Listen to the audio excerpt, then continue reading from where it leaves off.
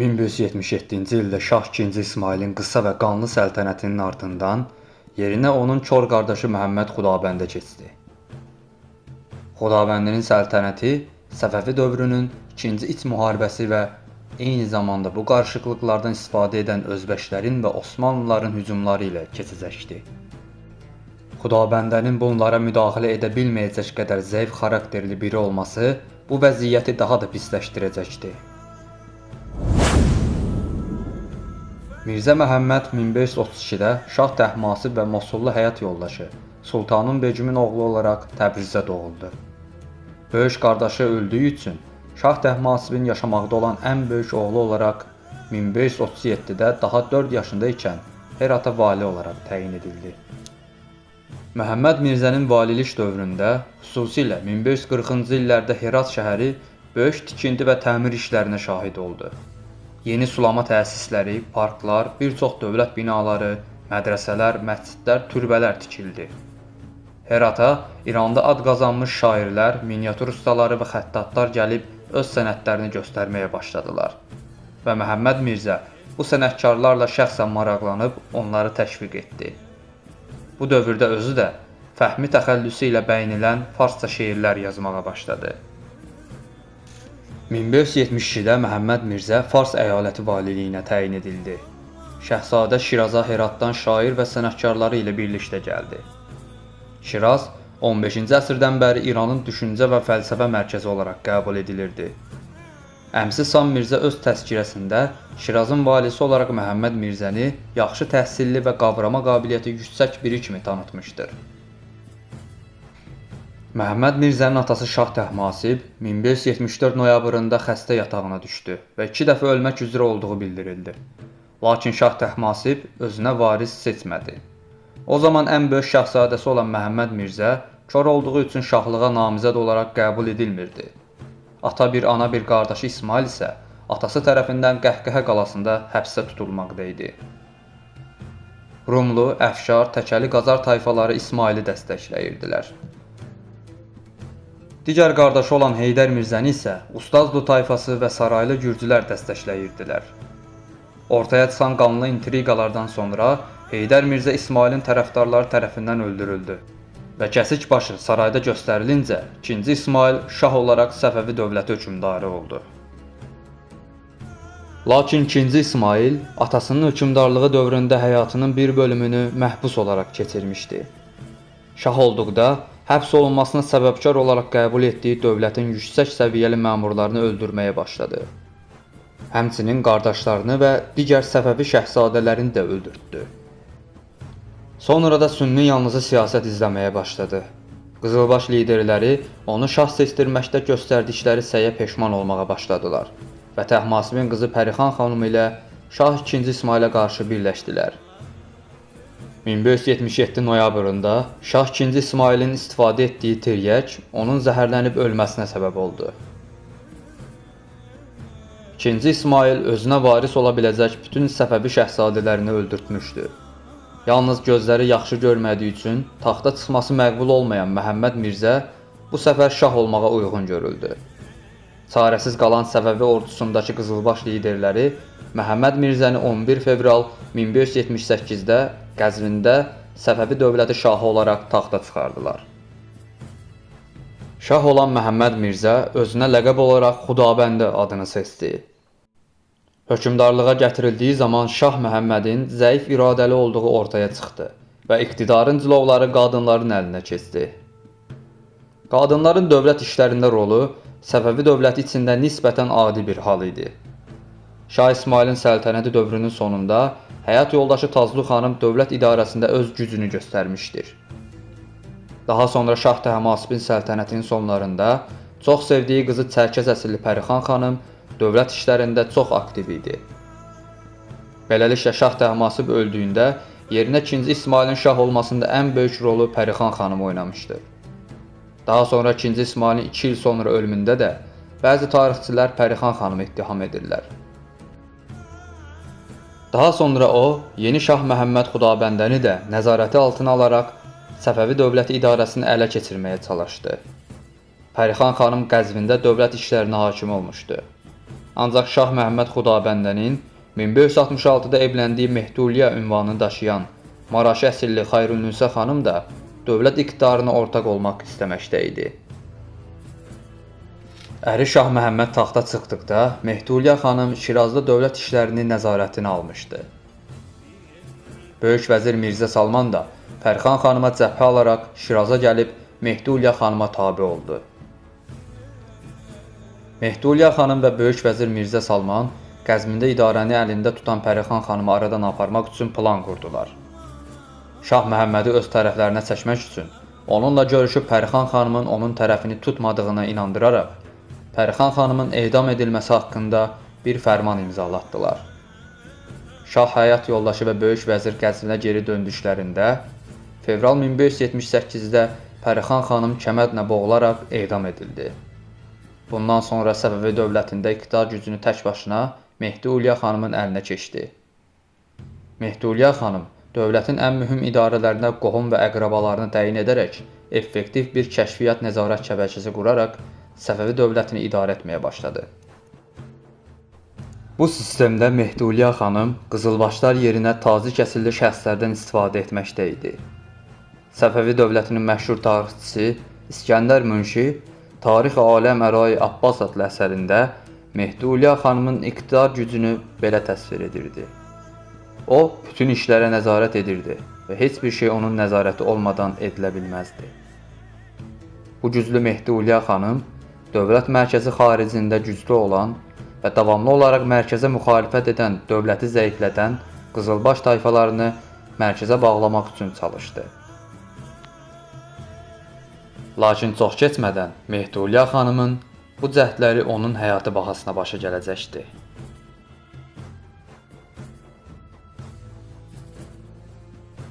Şah Təhmasibin ölümündən sonra, həmçinin Şah II İsmailin dövründə Səfəvilərin Nuristan valisinin Osmanlıya sığınması ilə iki dövlət arasında münasibətlər daha da gərginləşdi.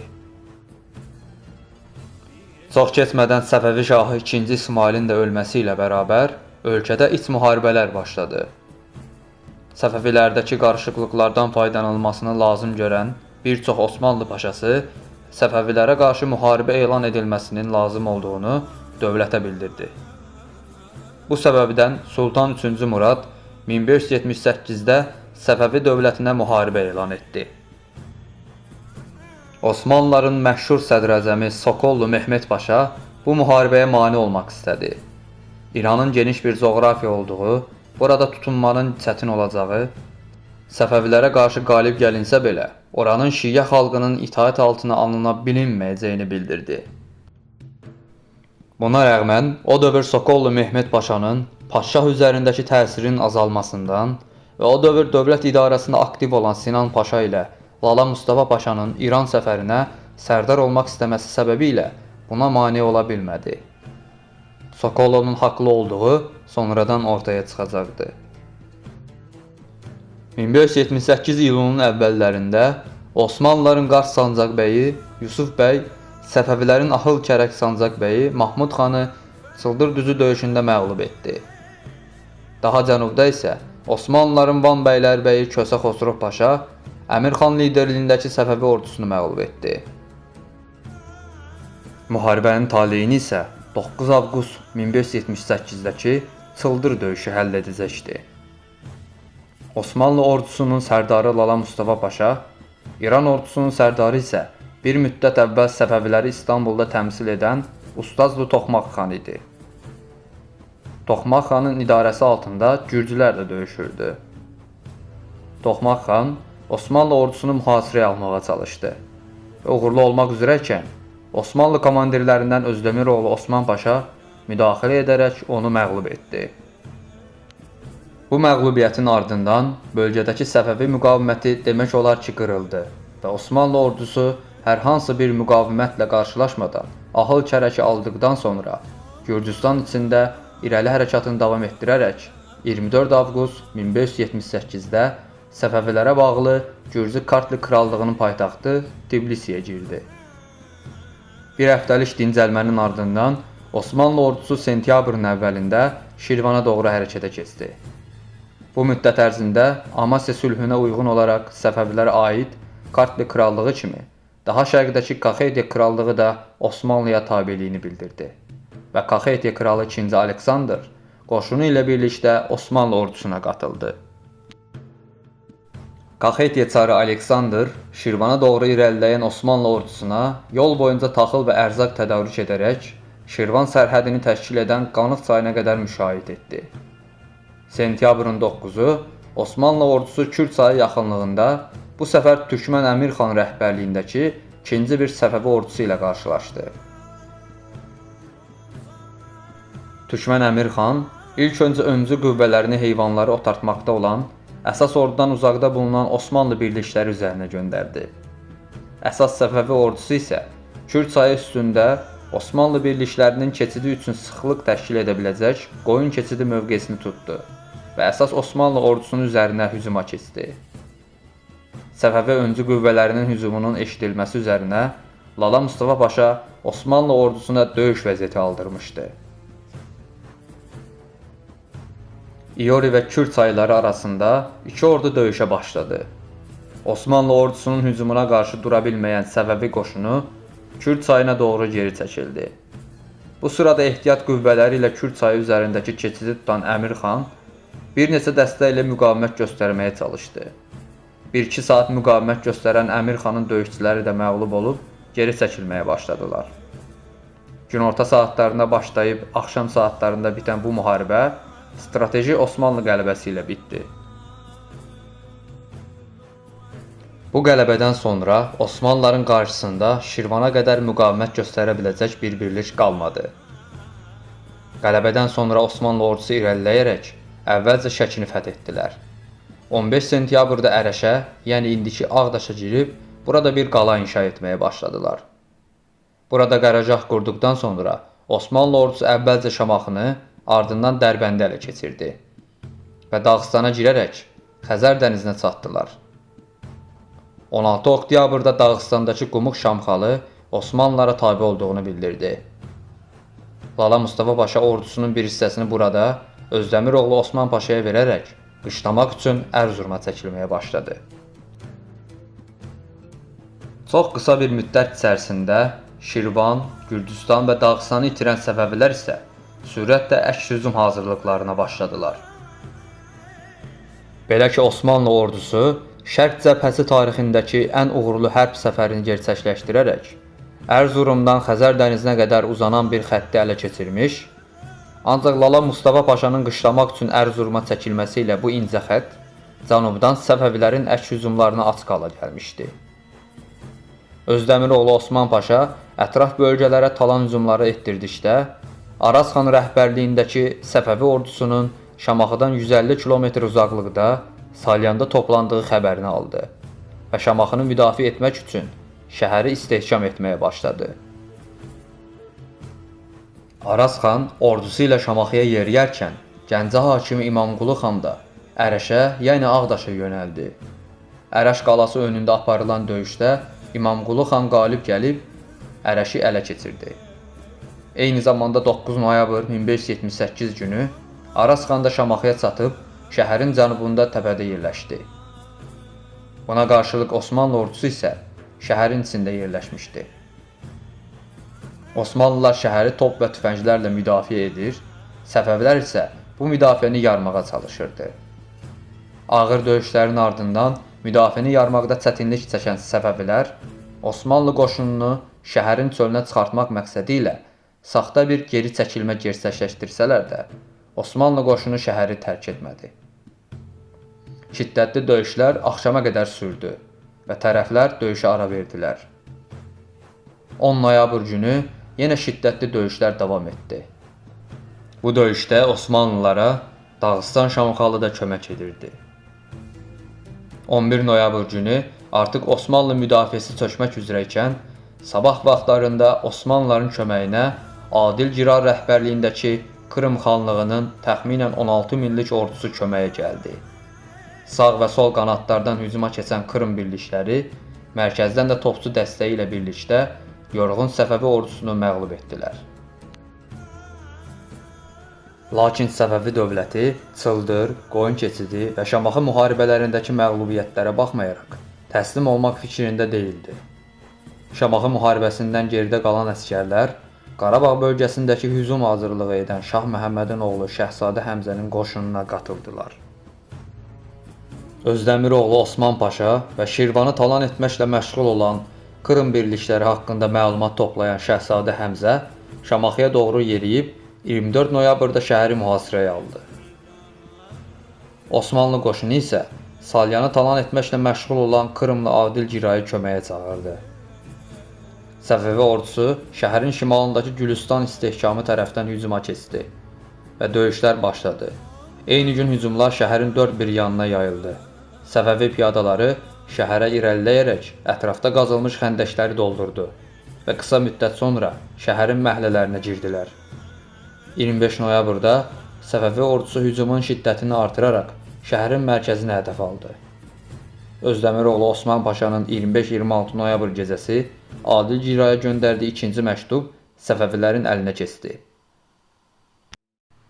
Adil Girayın gəlməkdə olduğunu öyrənən Şəhzadə Həmzə iki atəş arasında qalmamaq üçün 26 noyabrda Şamaxının mühasirəsini davam etdirmək üçün kiçik bir birlik buraxıb Krım ordusunun üzərinə yeridi.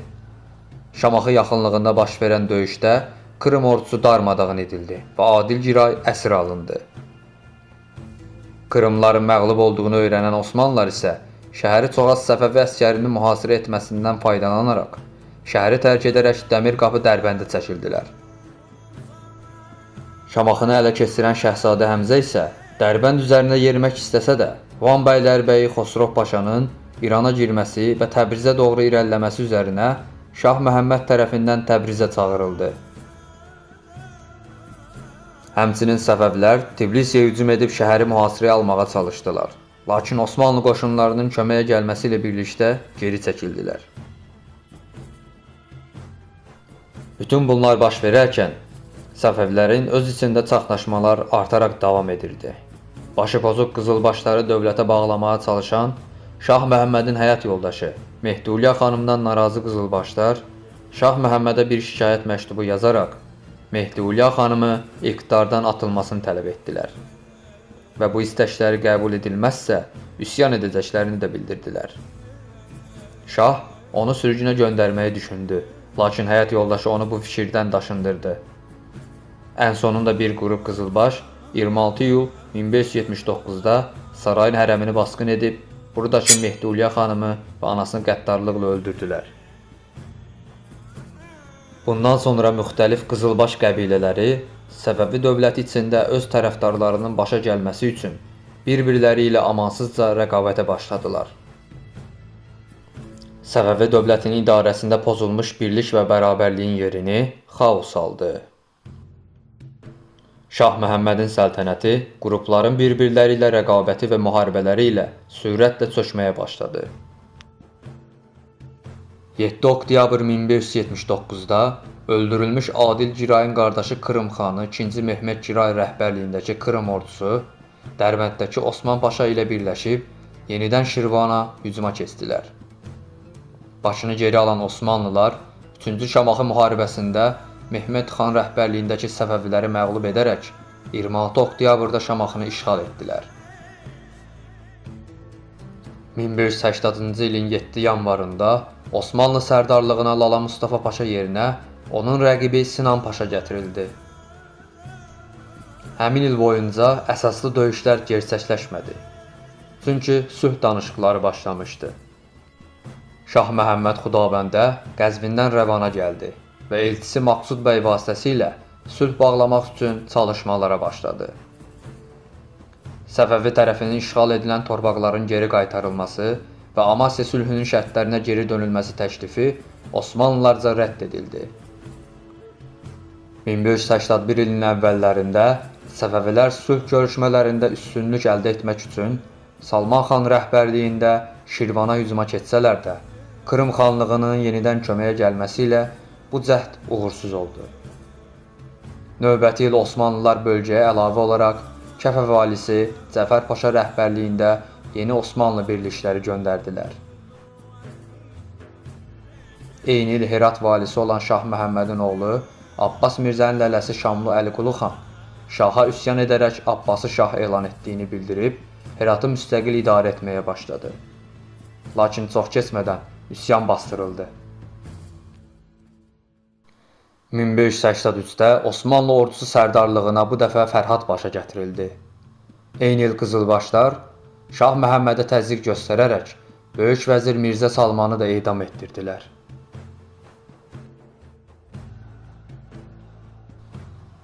İmamqulu xan rəhbərliyindəki gürcülərlə birlikdə 50 minlik Səfəvi ordusu 1583 baharında Osmanlıları Şirvandan atmaq üçün yenidən hücuma keçdilər. Hər iki ordunun öncü birliklərinin 1583-25 aprelindəki ilk döyüşündə Osmanlılar məğlub oldu. Əsas döyüş isə 9 may 1583-də Dərbənd yaxınlığında Baştəpədə meydana gəldi. Osmanlı tərəfində mərkəzdə Osman Paşa, sol cinahda Cəfər Paşa, sağda isə Heydər Paşa, Səfəvi tərəfində isə ortada İmamqulu xan, sağda Rüstəm xan, solda isə Bürxanəddin yer alırdı. Döyüş 3 gün 3 gecə davam etdi. Gecələr əsgərlər əllərində məşəllər ilə döyüşdüyü üçün bu müharibə məşəllər müharibəsi deyə adlandı. İlk günün sonunda döyüş nəticəsiz qaldı. Ancaq döyüş gecə boyunca hər iki tərəf əllərində məşəllərlə davam etdi. İkinci gün döyüşə qısa bir ara verilsə də, üçüncü gün Səfəvilərin sol cinahın ağır itki verib çəkilməsi ilə Səfəvi ordusu ağır vəziyyətə düşdü. Qələbənin imkansız olduğunu görən İmamqulu xan geri çəkilməyə məcbur oldu. Səfəvi ordusu burada 7000 itki verdi. Bunlar baş verərkən Sərdar Fərhad Paşa rəhbərliyindəki digər Osmanlı ordusu Rəvanı ələ keçirdi. Səfəvilərə qarşı cəbhəni genişləndirmək istəyən Fərhad Paşa, Bağdad valisi Əli Paşanın əmrinə Şəhrizor, Diyarbəkir və Hələbdən birliklər verərək İranın içlərinə hücum etməyi əmr etdi. Əli Paşa hazırlıqlarını tamamladıqdan sonra indiki Xuzistanda yerləşən Dispol üzərinə yeridi. Dispol valisi Əmir Səccad 500 nəfərlik birliyi ilə Osmanlı qoşununa hücum etsə də məğlub olub Dispol qalasına çəkildi. Osmanlıların qalanı mühasirə etməsi üzərinə Əmir Səccad Xuzistan valisi Əfşar İskəndər xandan kömək istədi. İskəndər xan toplaya bildiyi 8 minlik qoşun ilə Dispolu mühasirəyə alan Osmanlı ordusu üzərinə yeridi. 7 noyabr 1583 günü Dispol yaxınlığında baş verən döyüşdə Əli Paşa yaralansa da Osmanlılar qalib gəldi.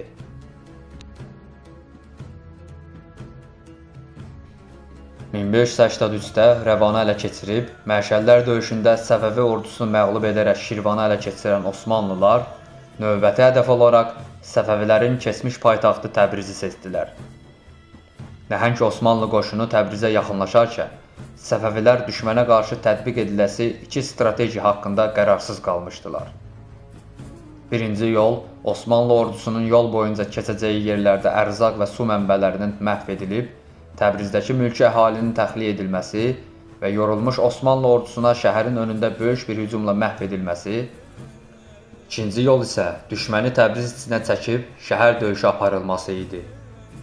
Buna görə Təbrizdə istehkamlar və barikadalar hazırlanıldı. Lakin Səfəvi komandirləri Osmanlı ordusunun ağır top atəşi gücünü hesaba qatmamışdılar. Bundan əlavə Şəhzadə Həmzə 5000-lik ordusu ilə Təbriz divarındakı bağlarda Osmanlı ordusunun yolu üzərində pusuya yataraq gözləməyə başladı. Osmanlı ordusu 25 sentyabr 1585 tarixində Təbrizin təxminən 18 km şimal-qərbindəki Alvara yaxınlaşması üzərinə pusudakı Şəhzadə Həmzənin əsgərləri Osmanlı ordusunun sağ cinahına hücuma keçdilər. Hücum çox uğurlu oldu. Osmanlılar Rumeli dəlilərin sərkərdəsi öldürüldü. Osmanlı sağ qanadı çökməyə başladı. Lakin düşmənin sağ cinaha əlavə dəstək birliklər göndərməsi ilə say üstünlüyünü ələ keçirən Osmanlılar və etdikləri basqında artıq sürpriz ünsürünü itirməsi ilə Şəhzadə Həmzə geri çəkildi. Çəkilən Şəhzadə Həmzə Təbrizdən təxminən 20 km uzaqlıqda əsas Səfəvi ordusu ilə gözləyən atası Xudabəndəyə qatıldı. Təbrizə çatan Osmanlı ordusu isə şəhərdə müdafiə istehkamlarını ağır toplarla dağıdıb, Səfəvilərin müdafiəsini yardılar. Müqavimətin mənasız olduğunu görən təbrizlilər təslim olmağa qərar verdilər. 27 sentyabr Təbrizdə cümə namazı Osmanlı Sultanı 3-cü Murad adına oxundu. Qış yaxınlaşmaqda olduğu üçün Osmanlılar Təbrizdə 30 min əsgər saxlayaraq Şərqi Anadoluya dönməyə başladılar. Lakin Osmanlı ordusu Təbrizdən çıxarkən 28 oktyabr 1585 tarixində Şəhzadə Həmzə onları Şənbiqazan adlanan yerdə saxladı. Şəhzadə Həmzə 5 minlik ordu ilə önə çıxdı və bunlardan 1500 nəfərlik bölümünü 3 yerə bölüb 3 tərəfdən hücuma başladı. İlk hücum dalğasında Osmanlılara aid ərzaq yüklü dəvələr Səfəvilərin əlinə keçdi. Osmanlılar arabalardan istehkamlar qurdurub döyüş vəziyyəti aldılar. Bu şəkildə müharibə vəziyyəti alan Osmanlı ordusu toplarını Səfəvilər istiqamətinə çevirib atəşə başladı.